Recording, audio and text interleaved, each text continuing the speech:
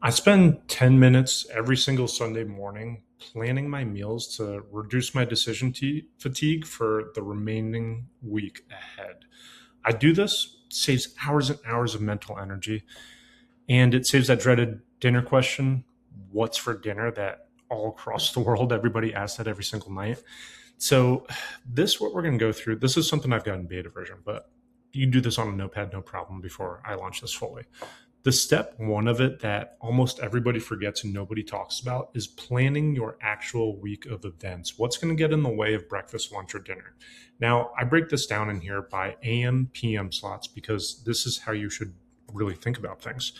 Think about if you have, we'll use my life as an example. Next week, I've got PT early in the morning, PT early, Monday and Wednesday.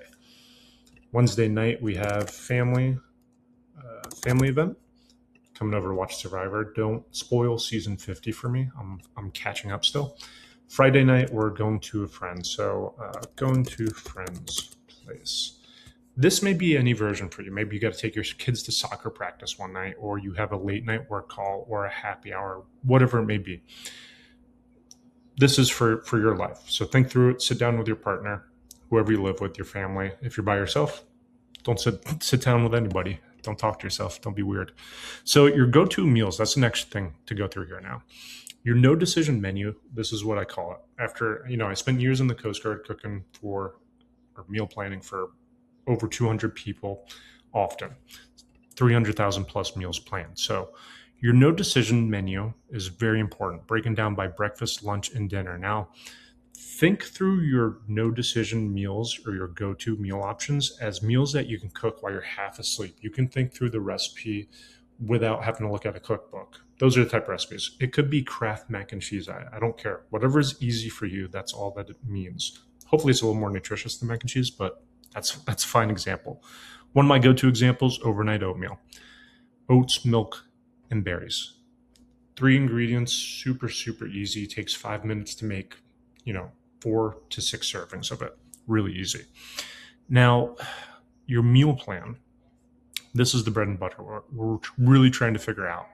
So now keep in mind, Monday morning breakfast, we have PT early. That means we want a really easy go-to breakfast. That's going to be overnight oatmeal for us.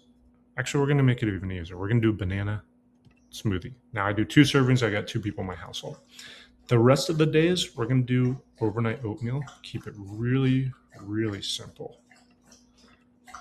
The more simple, the better. Sorry if you hear my dog in the background licking his water like he hasn't had water in weeks, which is not true. Now we're going to go to the lunch section and the dinner section next here. So lunch, we're gonna keep it really easy. We're gonna do a chickpea salad. For Tuesday, we're gonna just do an easy lunch, quick and reliable. You don't necessarily have to even put what it is. I have an idea what I'll make. It'll probably be a tuna sandwich, to be honest. And now Wednesday, we're gonna stick with that Greek chickpea salad. A couple more times. I think this is the first draft. We're going to walk through this together. Monday night, I almost always do some kind of marinara. Marinara madness, we call it. Makes it super easy. Tuesday night, we have nothing going on, so we're going to make a fun night. Something fun, whatever it may be, but we're also going to make a couple extra portions, now that I think of it, which means for Wednesday, we're not going to do the Greek chickpea salad anymore. We're actually going to have leftovers from yesterday's dinner.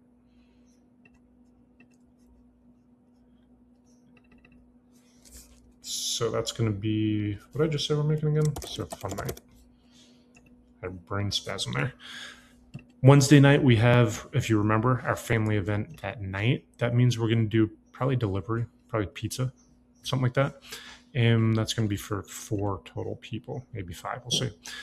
Thursday night, we're going to do a freezer meal. That means something that's frozen, that's left over. I think I've got something in the freezer. We're just going to leave it as freezer meal for now until we figure out what's actually in that. And before I show you the next tab, anyways.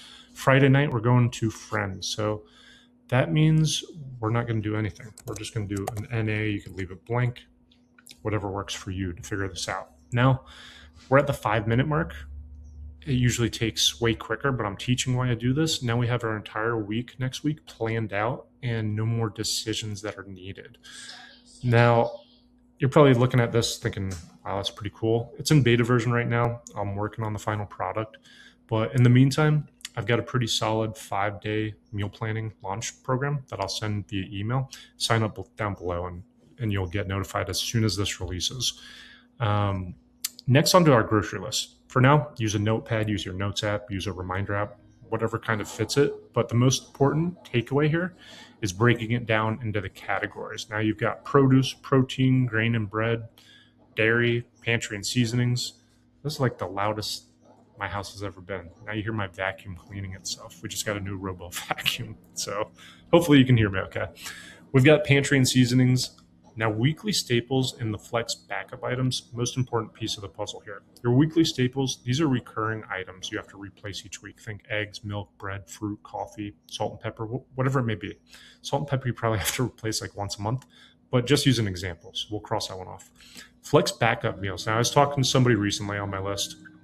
Frozen broccoli, air fryer chicken nuggets, and something else I'm missing. It was... I can't remember the other thing. Oh, I think it was Kraft mac and cheese. Maybe that's why I said that earlier. But whatever it may be, these are your backup items for those extra busy nights, and they're better and cheaper than that last minute delivery. Instead of spending 20, 30, 40 bucks on delivery and waking up with an upset stomach, at least maybe it'll be a little upset, but your wallet won't hurt as much, right?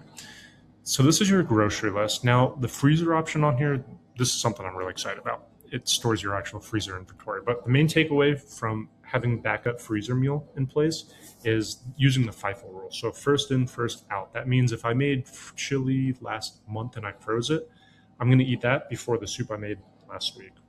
Keep that on hand. Comes in handy when you're really busy. And having some kind of recipe library. This could be cookbooks that you bookmark and label, or Pinterest, you bookmark the tabs on there, whatever it may be. Have some kind of options, but never go above that max of 5 per meal category, and you'll be set. If you enjoyed this video, give it a like and subscribe my channel.